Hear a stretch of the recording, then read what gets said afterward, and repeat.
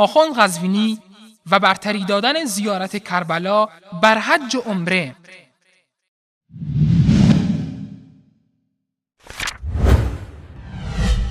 روایت‌های متعددی در کتب شیعه وجود دارد که در آن کربلا بر کعبه برتر شمرده شده و برایش ثوابی چندین برابر ثواب حج و عمره تعریف شده است.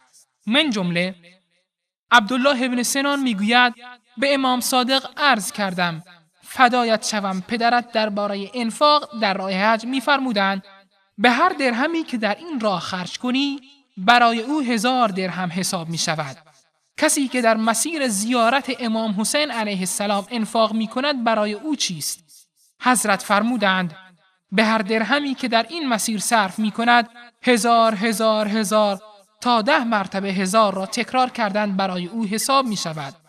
و علاوه بر این رضایت و خوشنودی خداوند و دعای خیر پیامبر اکرم صلی الله علیه و آله و حضرت علی علیه السلام و ائمه معصومین علیهم السلام برای اوست.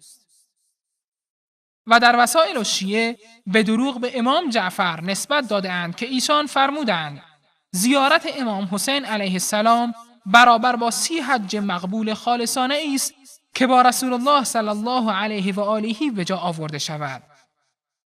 اما از آنجایی که آخوند قزوینی هیچ گریزی از این روایات ندارد، میگوید زیارت کربلا از حج و عمره واجب برتر نیست، بلکه از حج و عمره سنت برتر است. اما اینکه قضیه اینکه زیارت امام حسین که بالاتر از مکه هست، این رو بینندگان عزیز دقت کنن. مکه واجب، حج واجب را میلیاردها میلیارد هم انسان به زیارت امام حسین بره جاشو پر نمیکنه به هیچ وجه من الوجود. تکلیف واجب زیارت امام حسین مستحبه. میلیارد شما مستحب رو کنار هم بگذارید، یک سر سوزن از واجب رو جبران نمیکنه. ولی بحث‌تر این است که یک فردی رفته مکهش، عمرش هم رفته، آیا این که این آقا بره به زیارت امام حسین یا به زیارت مکه بره؟ در روایات داریم زیارت امام حسین، چون امام حسین سلام الله علیه زیارتش یادآور فداکاری های حسین و اهل بیتش برای احیای دین و برای مبارزه با ظلم و استبداد بوده و این باید در طول زمان همواره در جامعه تزریق بشه. این روحیه دفاع از دین، روحیه شهامت، روحیه آزادگی، روحیه قیام در برابر ظلم. خب شما 1000 بار حج میرید میایید، خب درست حج یک عبادت، شک شبهه‌ای درش نیست، ولی اون تأثیری که در زیارت امام حسین هست در پویا بودن دین در جامعه و بالندگی جامعه اسلامی نسبت به دین، خب قطعا در حج این نیست. و لذا روی این جهت هست که در روایات ما داریم که زیارت امام حسین این چنین هست. اما این آخوند نمیخواهد بپذیرد که قضیه تنها برتری زیارت کربلا بر حج و عمره نیست، بلکه در کتب شیعه روایت‌هایی وجود دارد که خود سرزمین کربلا را بر سرزمین مکه برتر شمرده است.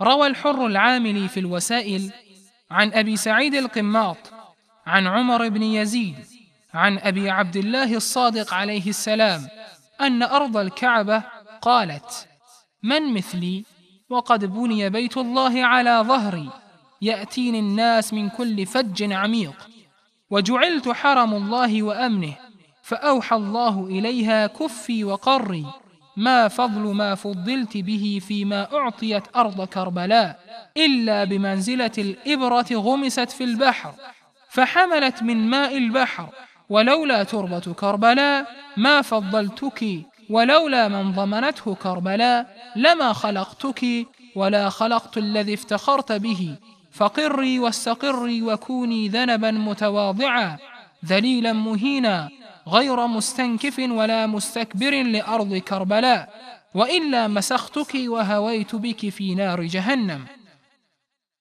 امام صادق فرمودند مکه به کرامت‌های خداوند تفاخر نمود و گفت کیست مانند من و حال آنکه خانه خدا روی من بنا شده و مردم از اطراف به جانب من می آیند. چون مکه تفاخر نمود وحی شد که ای مکه به جای خود باش، نیست فضل تو در مقابل فضل کربلا مگر به مانند سوزنی که در دریا فرو برند. پس چه اندازه آب از دریا برمی دارد و اگر کربلا نبود تو را فضیلت نمی دادم. و اگر آن شخص یعنی امام حسین که در آنجا مدفون است نبود، نه تو را و نه خانه را خلق نمی کردم. پس به جای خود باش و تواضع و خشوع نما و تکبر مکن بر کربلا و الا تو را به جهنم خواهم انداخت. در این روایت به خوبی می بینید که چگونه این رافضیان با کعبه و حج دشمنی دارند و اگر فرض بگیریم که مراد از روایات موجوده در کتب شیعه حج و عمره غیر واجب باشد، به کدام دلیل زیارت کربلا بر حج و عمره مستحب برتری دارد؟ مگر خودتان در این کلیپ نمیگویید زیارت کربلا مستحب است؟ خب از بین این دو مستحب به گفته شما حج و کربلا، چگونه زیارت کربلا را بر حج برتری می‌دهید؟ اگر به فرض زیارت امام حسین روح مبارزه با ظلم را در وجود انسان زنده می‌سازد، آیا ظلمی بالاتر از شرک به الله متعال وجود دارد؟ وَإِذْ قَالَ لُقْمَانُ لِابْنِهِ وَهُوَ يَعِظُهُ يَا بُنَيَّ لَا تُشْرِكْ بِاللَّهِ إِنَّ الشِّرْكَ لَظُلْمٌ عَظِيمٌ. و به یاد آور زمانی را که لقمان در حالی که پسرش را اندرز می‌داد به او گفت: پسر جان، به الله شرک نورز، همانا بزرگترین ظلم شرک است. آیا حج و عمره به خاطر زنده ساختن روح مبارزه با شرک و بتپرستی و نهادینه کردن باور توحیدی ابراهیم علیه السلام نیست؟ پس به کدام دلیل و منطق سفر کربلا را بر زنده ساختن روحیه مبارزه با شرک و کفر برتری می دهید؟ علاوه بر این، مگر شما برای زنده ساختن روحیه ظلم ستیزی به کربلا می روید؟ اگر این گونه است، پس چرا خودتان در کربلا مرتکب بزرگترین نوع ظلم یعنی شرک و کمک خواستن از امام حسین و حضرت عباس و دیگر بزرگواران می شوید؟